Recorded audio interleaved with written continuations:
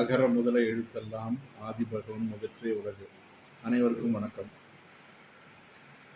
My வி3 radius ads பற்றி ஒரு 4-5 நாளாக நிறைய தகவல்கள் வந்தோன்னு இருக்குது. எல்லா சேனல்லையும் இதை பற்றி தான் இப்போ அடிபடுது பேச்சு. நாளிதழ்களையும் வந்துட்டுருக்கு.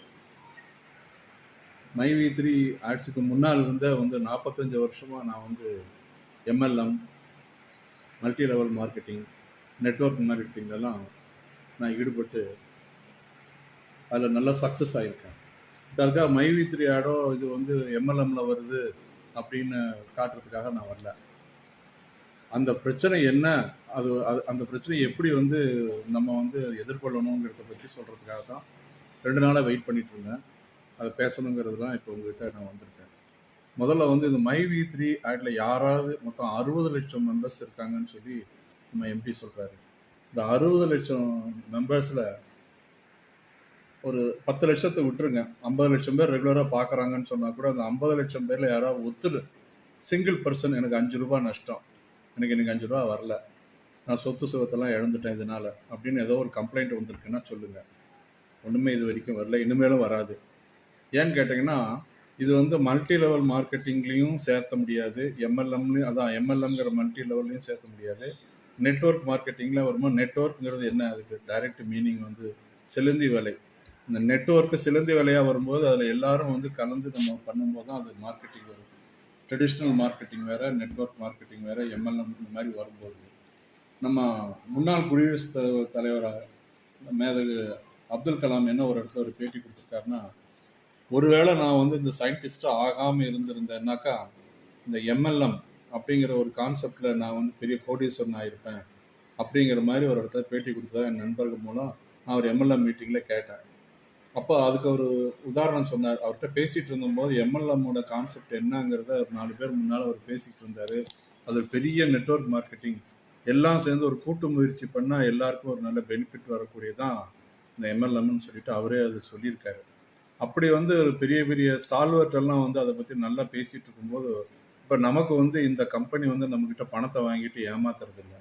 முதல்ல நம்ம எவ்வளோ இன்வெஸ்ட் பண்ணுறோம், இன்வெஸ்ட்மெண்ட்டுன்னு சொல்லக்கூடாது, வேண்டாம். ஒரு ப்ராடக்ட்டை வாங்கும்போது 360 ரூபா கொடுத்து வாங்குகிறோம். 450 ரூபா ஒர்த் இருக்கிற ஒரு ப்ராடக்டை, எம்ஆர்பி இருக்கிற ப்ராடக்டை நம்ம மெம்பராக இருக்கிறதுனால 360 ரூபா கொடுத்து நம்ம வாங்குகிறோம். அதுவும் அருமையான ஒரு ஆயுர்வேதிக் ப்ராடக்ட்டு.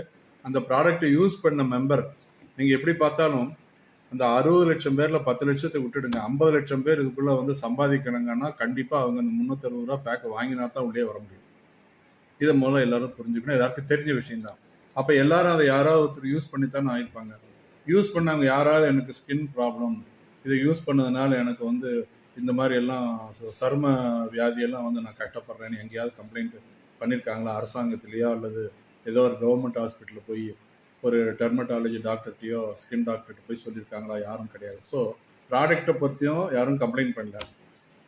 பணம் முதலீடு பண்ணுறதை பற்றியும் அதில் லாஸ் ஆகிடுச்சுன்னு யாரும் கம்ப்ளைண்ட் பண்ணல. நமக்கு வேண்டியது என்ன? 2 தான். வருமானம் வருது. இப்போ நான் இந்த கம்பெனி ஆரம்பித்த காலத்துலேருந்து மெம்பராக இருக்கேன்னு சொல்லிக்கிறதா ரொம்ப பெருமை அடைகிறேன். மை வி3 ஆன்லைன் டிவிலையும் நான் இருந்தேன், அதுலேயும் எனக்கு லாஸ் இல்லை. ஏற்கனவே முன்னாடி ஒரு டிவியில் ஒரு நண்பர் பேசின பிரகாரம் அதில் எங்களுக்கு லாஸ் இல்லாமல் மை வி3 ஆட் ஆரம்பிக்கும் போது எங்களை அதில் ட்ரான்ஸ்ஃபர் பண்ணி கொடுத்து இன்னை வரைக்கும் நான் சம்பாதிச்சிட்ருக்கேன். கிட்டத்தட்ட நியரிங் 3 lakhs வரைக்கும் இப்போ நான் ஏர்ன் பண்ணிகிட்ருக்கேன். எனக்கு கீழே 44 மெம்பர்ஸ் இருந்தாலும், ஆக்டிவாக இருக்கிறவங்க கம்மியாக இருந்தாலும், ரெகுலராக நான் இப்போ ஆக்டிவாக ஒர்க் பண்ணிவிட்டு அவங்களெல்லாம் இந்த ஃபீல்டு கொண்டு வரணுங்கிற ஒரு இன்வால்மெண்ட்டில் இருந்துகிட்ருக்கோம். இப்படி இருக்கும்போது திடீர்னு இந்த சலசலப்பு வரத்துக்கு காரணம் என்ன அப்படின்னா, ஒரு கட்சியை சேர்ந்தவர்னு சொல்கிறாங்க. அவர் திடீர்னு ஒரு கம்ப்ளைண்ட்டை கொண்டு போய் கொடுக்குறாங்க. அவரை பற்றி என்ன சொல்கிறாங்க, அங்கேயே கமிஷனர் ஆஃபீஸ்லேயே அவர் சுற்றிக்கிட்டே இருந்தார், அதனால் அவங்க கம்ப்ளைண்ட் எடுத்துக்கிட்டாங்க, வழக்கு போட்டிருக்காங்க அப்படின்னு எல்லாம் சொல்கிறாங்க. இந்த வழக்கு போடட்டும், அதை நம்ம ஃபேஸ் பண்ணுவோம். அது சாட்சி கேட்டால் 60 லட்சம் பேர் சாட்சிக்கு வர தயாராக இருக்கும். தாங்குமா? யாருக்காவது லாஸ் ஆச்சுன்னு சொன்னால் கோர்ட்டில் சம்மன் கொடுக்கும்போது எத்தனை விட்னஸ் இருக்குதுன்னு கேட்டால் 60 லட்சம் விட்னஸ்ன்னு சொன்னால் 60 லட்சம் பேரும் கோர்ட்டுக்கு காட்ட முடியுமா? ஜூரிஸ்டிக்ஷன் இஸ் கன்சென்டர் கோயம்புத்தூர் ஜூரிஸ்டிக்ஷன். 60 லட்சம் பேர் நாங்கள் வரோம். ஃபாரின்லலாம் இருக்காங்க, எத்தனையோ பேர் இருக்காங்க. அஃபிடவிட் போடுறோம். எத்தனை அஃபிடவிட் போடுவீங்க? இத்தனை பேருக்கு நீங்கள் சாட்சி சொல்ல முடியுமா? அதுக்காக ஒரு பெட்டிஷன் கொண்டு போய் கொடுக்கலாம் அப்படின்னு சொல்லிட்டு இந்த மாதிரி சேனல்லாம் நம்ம தப்பாக நம்மளை விமர்சனம் பண்ணுறாங்களே அப்படிங்கிறதுக்காக ஒரு பெட்டிஷன் கொடுக்கலாம் அப்படின்னு போகலாங்கிற ஒரு நல்ல எண்ணத்தில் கொண்டு போய் போனால் அதுக்கு நமக்கு வாய்ப்பு கொடுக்கல.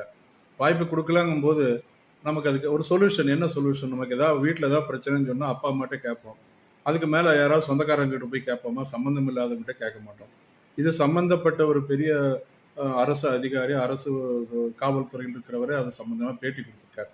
அந்த பேட்டியில் நிறைய பேர் ஏமாந்துடாதீங்க, அவர் மை வி3 பேரை சொல்ல அவர் சொல்லலை. அந்த அந்த விஷயத்தில் அவர் வந்து ஒரு பெரிய கண்ணியமாக நடந்துட்டார்.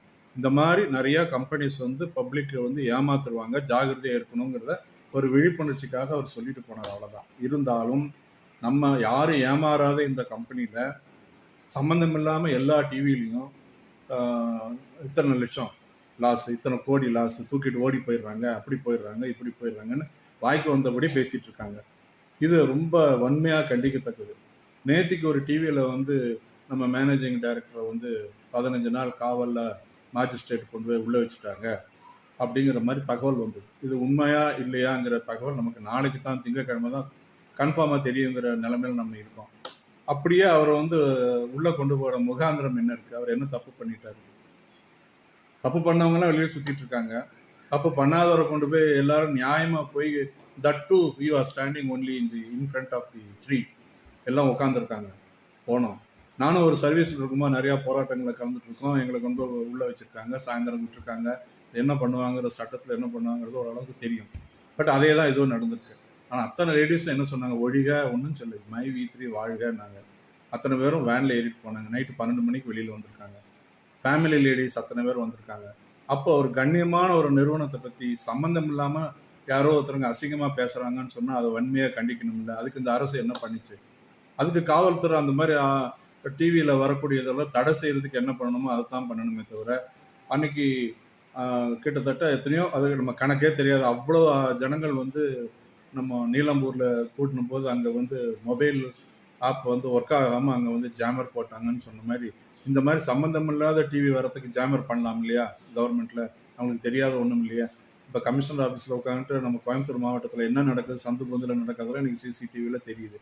அப்போ எந்த யூடியூப் சம்மந்தம் இல்லாமல் ஆளுங்க வந்து இந்த மாதிரி அனாவசியமாக பேசுகிறாங்கன்னு சொன்னால் அது ஒவ்வொருத்தரோட மான பிரச்சனை. எங்களுக்கு படி இழக்கிறான்னு சொல்லிட்டு ஒரு மாற்றுத்திறனாளி நேற்றுக்கு பேசினார். அவர் எவ்வளோ கஷ்டப்பட்டுருப்பார். இன்றைக்கி 54,000 ரூபா சம்பாதிக்கிறாங்க. அரசாங்கத்தால் செய்ய முடியாத ஒரு காரியத்தை மை வி3 செஞ்சிருக்கு. தட் டூ வி ஆர்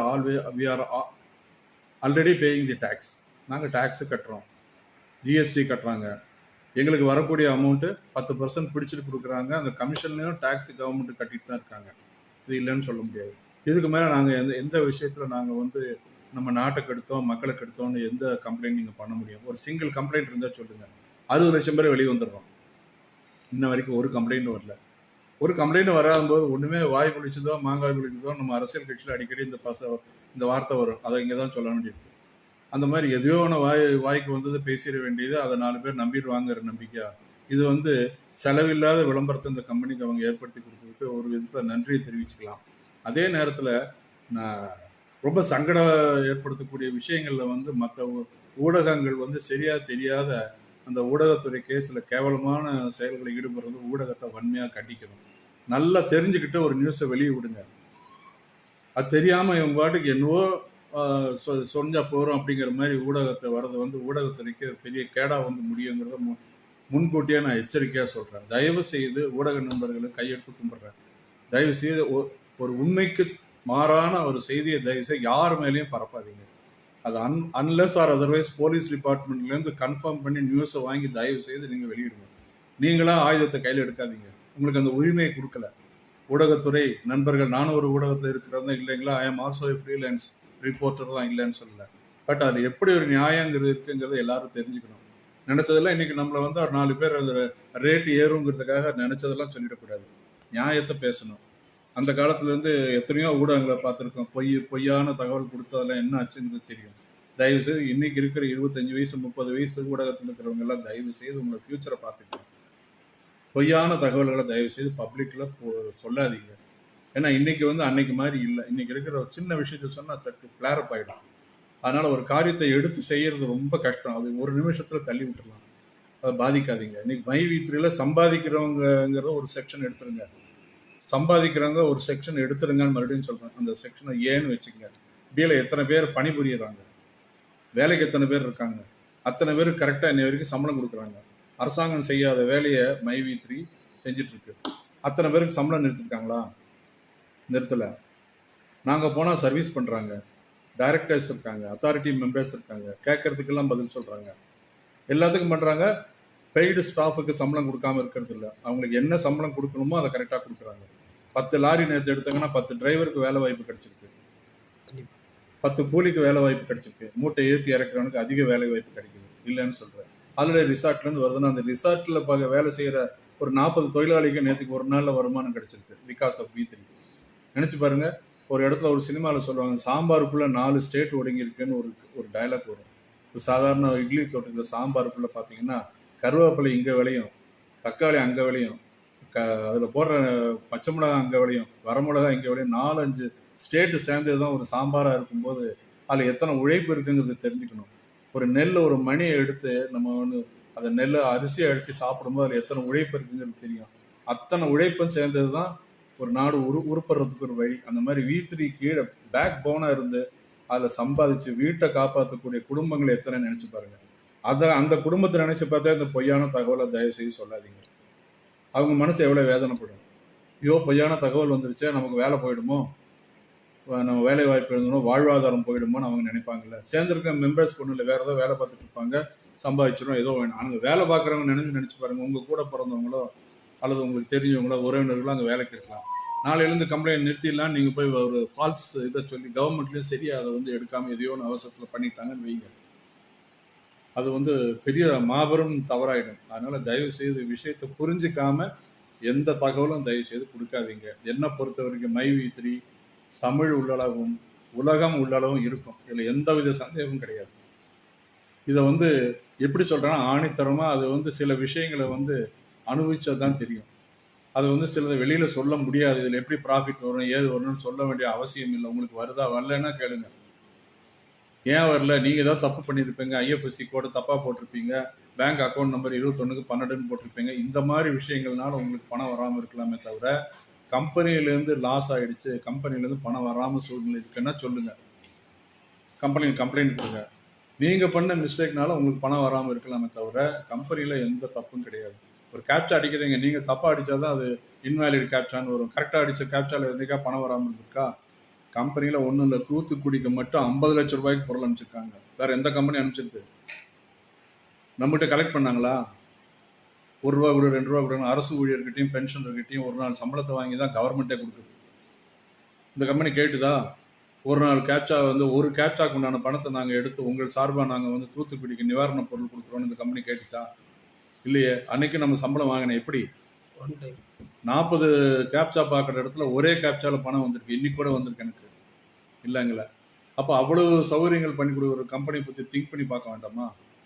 இதில் எத்தனை சால்வர்ட்ஸ் இருக்காங்க, எத்தனை வக்கீல் இருக்காங்க, ஏன் போலீஸ் அதிகாரிகளே கூட இருக்கலாம், அவங்க குடும்பத்தாரும் இருக்கலாம்.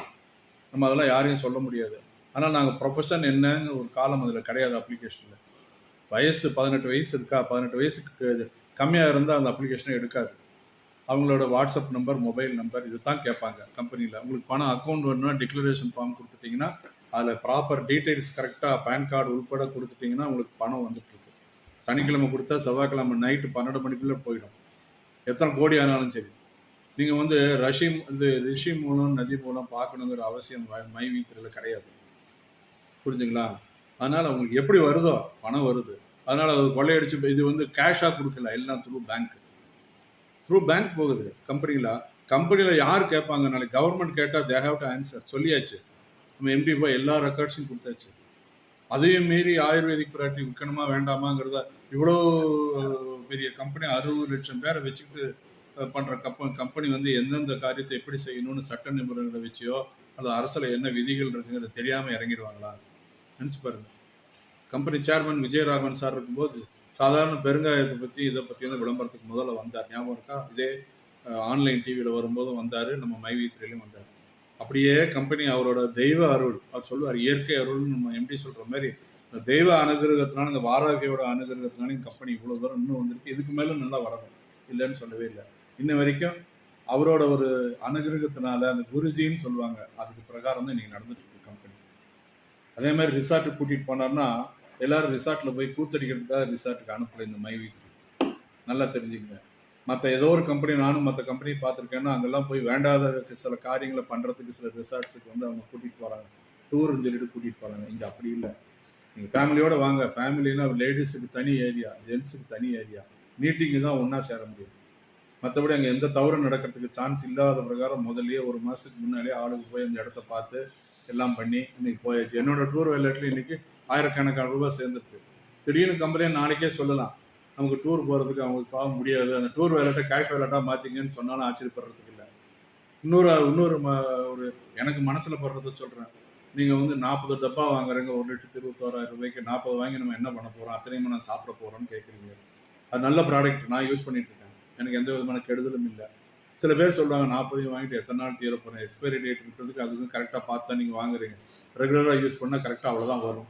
அதுக்கப்புறம் நீங்கள் வாங்குறீங்களா வாங்கலையோ அது வேறு விஷயம். அதை 300 ரூபா ப்ராடக்ட் 3,900 ரூபாய்க்கு விற்கிறான்னு சொன்னாங்க. அதை பற்றி உனக்கு என்ன கவலை? உனக்கு 121 வாங்குற, கொடுத்துட்ற. மெடிக்கல் ஷாப்பில் போய் நீ வாங்கக்கூடிய மருந்துக்கு என்னாச்சு, அன்னையோட முடிஞ்சு போச்சு. அடுத்த நாள் போய் 10 ரூபா கிழிஞ்ச நோட்டை கொடுத்தா நீங்கள் வாங்கவே இல்லைன்னு சொல்லிடுவோம். பட் நமக்கு அப்படி இல்லை. லைஃப் லாங்காக வரக்கூடிய ஒரு நிறுவனம் இது. நான் 3 வருஷமாக ட்ராவல் பண்ணிட்டு இருக்கேன். அந்த ஒரு நாள் கூட எனக்கு வந்து பணம் நான் பார்க்காம வேணால் ஏதோ 1 or 2 days ஏதோ முக்கியமான விஷயத்தினால போயிருக்கலாம். பட் கம்பெனி நம்ம தப்பே சொல்ல முடியாது. அப்படி ஒரு அருமையான கம்பெனி நம்ம நாட்டு மக்களுக்கு கிடைச்சது ஒரு பெரிய வரப்பிரசாதம், ஒரு பெரிய பொக்கிஷம். அதை நம்ம காப்பாற்றி கொடுக்க வேண்டியது நம்ம பொறுப்பு. அவரை காப்பாற்றி கொடுக்க வேண்டிய நம்ம பொறுப்புன்னு ஏன் சொல்கிறேன்னா, அந்த கம்பெனி வளர்ச்சியினால தான் நம்ம வளர முடியாது. we are only growing with the help of that V3 company. அப்படி இருக்கும் அந்த கம்பெனியில் நீங்கள் என்ன குறைய கண்டீங்க? யாராவது ஒருத்தர் இப்போ நான் விளக்கி சொல்கிறேன், எப்படி ப்ராஃபிட் வருதுன்னு கேட்டால் கூட நான் எம்டி கேட்டால் தனியாக அவர்கிட்ட நான் சொல்லத்தை, whether it is correct or not அவர் எனக்கு சொல்லட்டும். ஆனால் எல்லாத்தையும் பப்ளிக்கில் சொல்லணுங்கிற அவசியமே கிடையாது.